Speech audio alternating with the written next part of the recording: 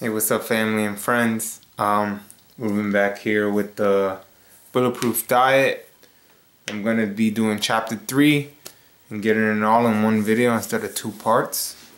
So I'm gonna get right into it because this is another pretty long chapter. So the chapter is called Stop Counting Calories, Eat More Fat, and Trust Your Hunger. Now, as you know already, fat is the most important and least inflammatory macronutrient, which we probably said that before. 50 and 70% of your daily calories should come from the right kinds of fats.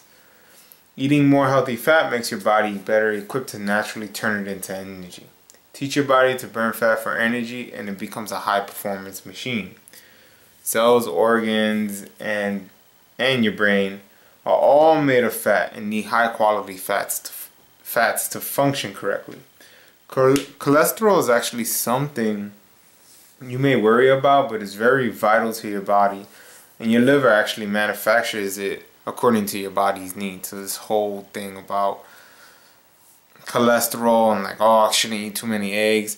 I remember listening to a podcast not too long ago, and the guy was talking about eating a carton of eggs every day, and he was completely fine, fully energized, getting all his fat from the eggs, which is pretty amazing. But don't start like that. I eat 4 eggs a morning because any more than that makes me feel kind of queasy. So I actually do only 4. So, yeah. So men should aim for at least 120 to 150 grams of fat. That's about 8 to 10 tablespoons if you actually count. I don't actually count. I just trust what my body wants. Women aim for a little less, 90 to 120 grams, about 6 to 8 tablespoons. And then this may be a little controversial, but most stable fats are actually saturated because the molecules have fewer places for oxygen to damage them through oxidation.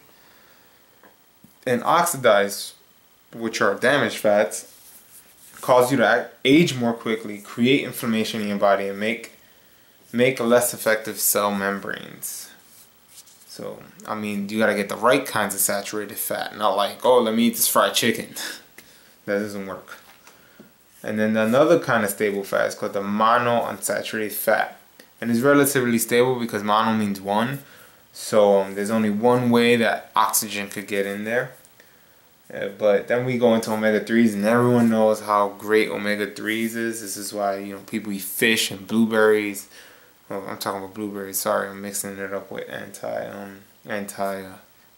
whatever those anti things are. We'll get to that later. Omega-3s have anti-inflammatory benefits and are more difficult to find in standard Western diets. You mostly find it in fish. Since most refined vegetables, oils, which you probably cook with, I know my family cooks with them, but these vegetable oils consist of a polyunsaturated omega-6 fats. So it's chicken, the most common protein in our diet, is high in omega-6s. Now omega-6s is not completely bad, but you should balance it with omega-3s. So you basically should limit, he says you should limit your omega-6 intake and increase your omega-3 intake. That doesn't mean to eat more fish, because we know fish has mercury, but try to find the fish that has the least amount of mercury and maybe drink some kind, they say fish oils, but actually it's something much stronger, which is the krill oil. Krill oil is like 10 times stronger than fish oil. So you get your omega-3s that way. And then he talks about a cool academic study. It was like out of 76 of them involving more than 600,000 participants found that saturated fat consumption is in fact not associated with coronary disease risk. So there's that. Excess protein can cause inflammation because it's more difficult for the body to digest than other macronutrients. So then I put, you crave sweets later in the day because if you eat a low fat, 0 added sugar and a high protein meal, because without a good source of glycogen or fat, your body needs sugar, glucose, to digest all the protein. So this is why we say eat fats for breakfast. I drink Bulletproof coffee with grass-fed butter. So it keeps me satiated for like 4 to 6 hours, depending on how much I have. But since most people always say protein is good for you, you know, the processing food industry still adds bits of gluten and soy, foods that are completely kryptonite to your body. And we'll get more to that later. If you're an athlete or trying to gain a lot of muscle though, then you should consume more protein, but from healthier protein sources such as low mercury fish, grass-fed beef or lamb, pastured eggs, gelatin, hydrolyzed collagen, and clean whey concentrate. These people should up the protein intake to 20% instead of 10%, which is for everyone else. Grass-fed versus grain-fed meat. The biggest difference is that grass-fed are more nutrient dense and have less toxins and produce something that is great for us called CLA, or conjugated linoleic acid.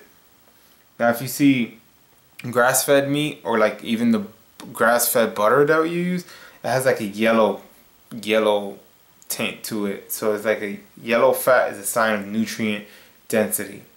And grass-fed butter is tasty for that reason. And organic doesn't count as grass-fed meat. Organic can mean bullshit. That's all marketing.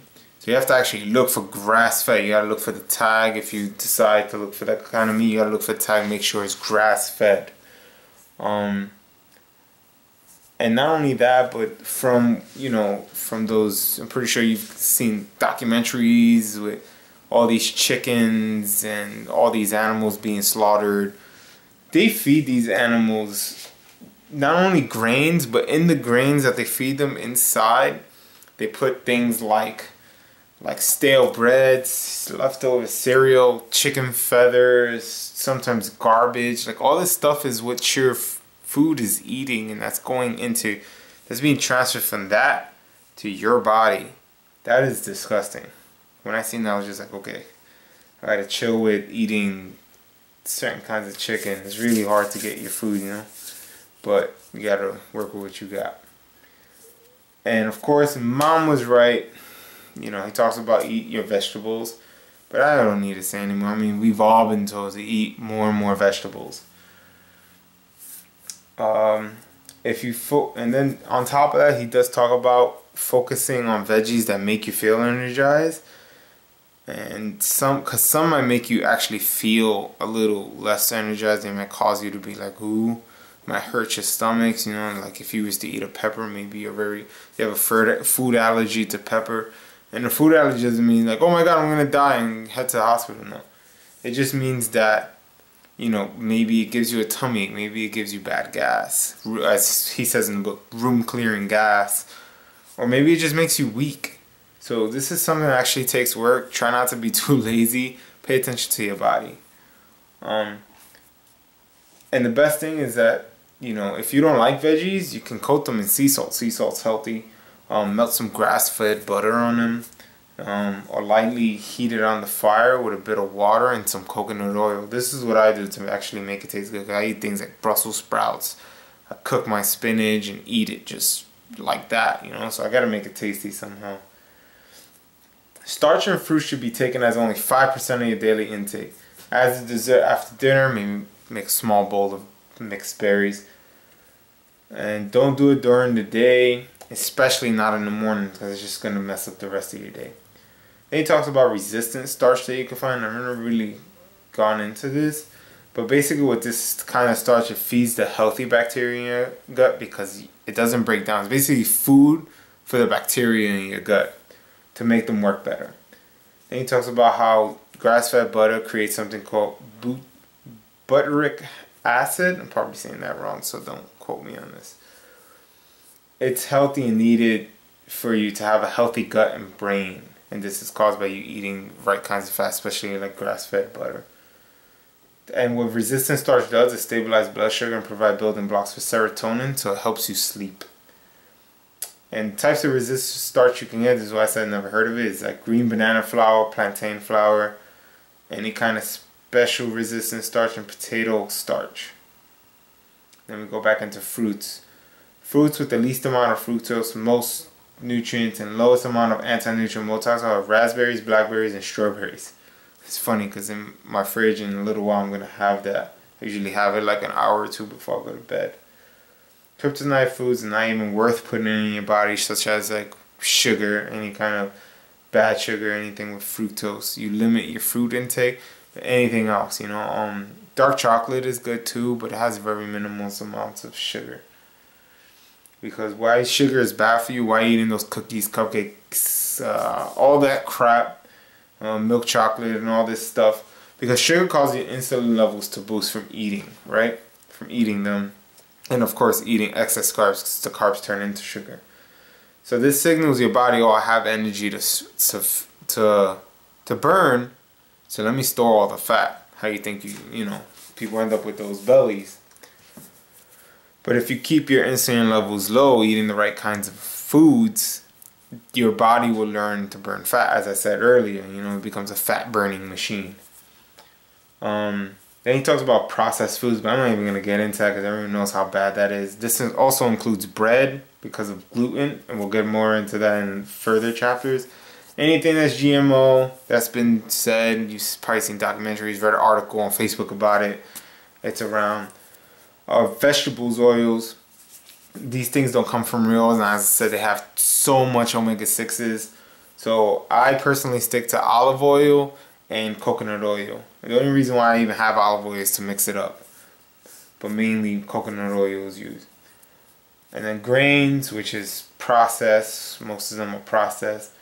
Dairy, which just kind of hurt because I'm a big fan of ice cream. A lot of people I know are big fans of cheese and all kinds of dairy products, you know, milkshakes and all this stuff. But dairy is harmful because of the pasteurization that they go through. Pasteurization basically heats up milk to 150 degrees Fahrenheit for about 30 minutes, and then it is stored in temperatures below 55 degrees. And but even though it does reduce a small amount of milk contamination, but it kills off this process kills off everything, like the probiotics in the milk, the good milk proteins are in it. So it actually tells you to drink raw milk, and they actually have those things. Then it goes into cheese, because cheese is all of them have different toxins, so they can't even measure what kinds of toxins are in each cheese, because every new batch has different kinds of toxins. That's why they probably have that smell. So like cheese is full of like fungi and bacteria and all this stuff, so it's something to avoid. And luckily I'm not a big fan of cheese. I've been lactose, so I stay away from dairy as much as possible. Then he has a chapter saying like calories are important for your brain. When you're on this diet though, I don't even count calories. I don't do any of that because you start to trust your body. You know, I can eat vegetables with just a little bit of protein, and I know when I'm full. If I have a heavy fat breakfast like bulletproof coffee and 4 eggs, so with some spinach, sometimes I'm cooked spinach, I don't feel hungry for 4 to 6 hours, you know?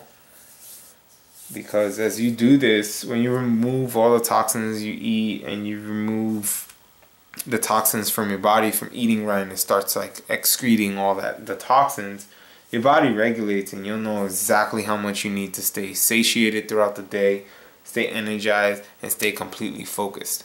And this is what you want to do, especially in the lives we live now. Some of you guys are doing a lot with your lives. You know, you're going to school, working, trying to start a business, looking to do a bunch of things. You need to be your best self. And that's not going to happen by eating the wrong kinds of foods. It starts with your body. If you could take care of your body will take care of your brain, you know, and then you'll be able to kick ass in life, you know, and be awesome, as I always say. But that's it for this video. Tomorrow, you'll be seeing chapter 4, and I look forward to it. I hope this helps. And as always, have a good night. Enjoy.